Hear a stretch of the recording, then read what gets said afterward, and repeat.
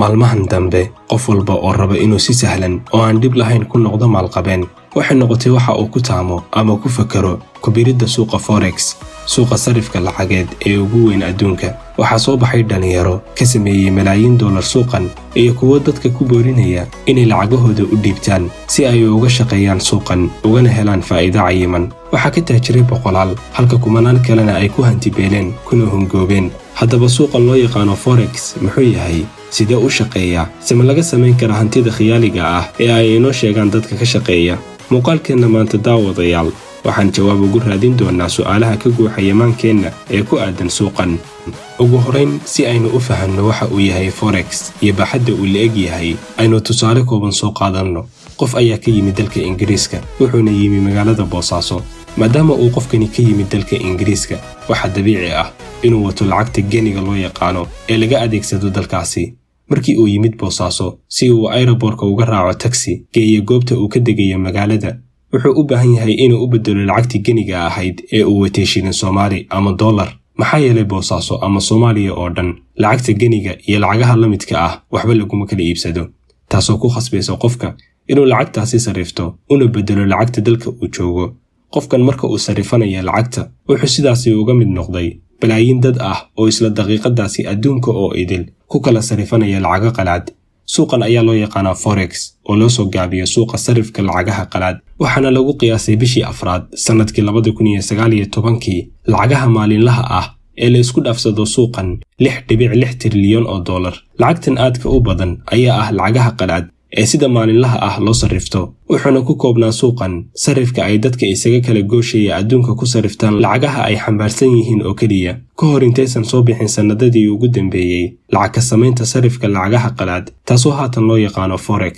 iyadana haddii aan si kooban u sharaxno, dadka ka shaqeeya forex waxay ka faa'iidaan farqiga u dhexeeya lacagaha, wuxuuna isku beddelay suuqan suuq kulmiya shirkado waaweyn, bangiyo, dowlado iyo dalaaliin. waana suuq ay sahlan tahay gelidiisu, mana lahan lacag xadidan oo lagu geli karo. haddii aad haysatid $50, $100 iyo xitaa kumanaan dollarba waad geli kartaa. waxaana kaa xiga oo keliya inaad akoon ka furatid websaytyada ka shaqeeya isku beddelidda lacagaha ama loo yaqaano forexka. waxaana jira suuqyo tiir u ah lacagtan, kuwaasoo kale ah New York, London, Hong Kong, Singapore, Frankfurt iyo Paris.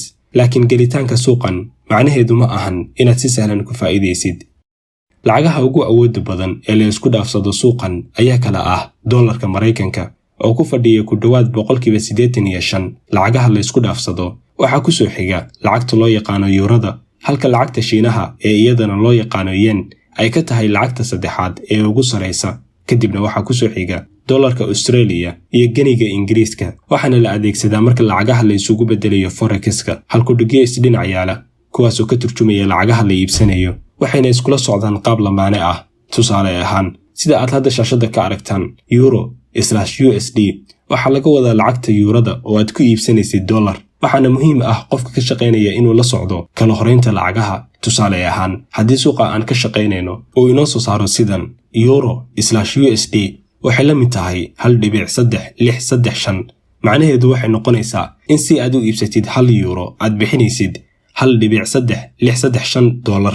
waxayna isbedelaan qiimayaasha sarifku ilbiriqsi walba, iyadoo marna kacda marna hoos u dhac ku yimaado. haddaba su'aasha isweydiinta mudan ayaa ah, maxaa dhaqaajinaya suuqan? haddii aan si kale u dhahno, maxaa marna kor u qaadaya qiimaha lacagta marna hoos u dhigaya? ugu horayn, waxaan u baahannahay inaan fahanno inay lacagtu tahay sida badeecad qiimo leh. marka la joogo forex, waxaynuna ku naqaanaa badeecadda in mar walba oo uu kobco dalabkeedu uu sidoo kale kordho qiimaheedu, marka uu yaraado dalabkeeduna uu hoos u dhaco qiimaheedu. waana waxa jaangooya faa'iidada iyo khasaaraha ganacsigan forexka. waxaan soo sheegnay in lacagta forexku ay u soo baxdo qaab lamaane ah oo ah laba lacagood oo isbarbar yaala, sida euro/USD. marka uu kordho qiimaha mid ka mid ahna waxa faa'iidaya kan haysta lacagtaasi. haddaba maxaa go'aaminaya korudhaca ama hoosudhaca lacagahan? in qiimaha lacag gaar ah uu ku yimaado korukac ama hoosudhac waxaa jaangooya sababo dhowr ah oo ay ugu muhiimsan tahay qiimaha faa'iidada, kobaca dhaqaale ee dalkaasi, khataraha geosiyaasiga ah ee uu leeyahay dalkaasi, dalxiiska dalkaas iyo wixii la mid ah. waxaana ugu muhiimsan arrimahan oo ay bil walba jimcaha ugu horeeya sugaan dadka ka shaqeeya forexka, qiimaynta shaqo-la'aanta ka jirta Mareykanka. maxaa yeelay mar walba oo ay kor u kacdo shaqo-la'aanta ka jirta Mareykanka, waa mar walba oo uu hoos u dhaco qiimaha dollarka Mareykanka. Marka ay shaqo la'aantu hoos u dhacdana wuxuu kor u kac ku imaanayaa qiimaha sarif ee dollarka. ilaa hadda waxaan u haysanaa inay tahay arrintu sahal kaliya aad u baahan tahay kombiyuutar ama telefoon iyo khad internet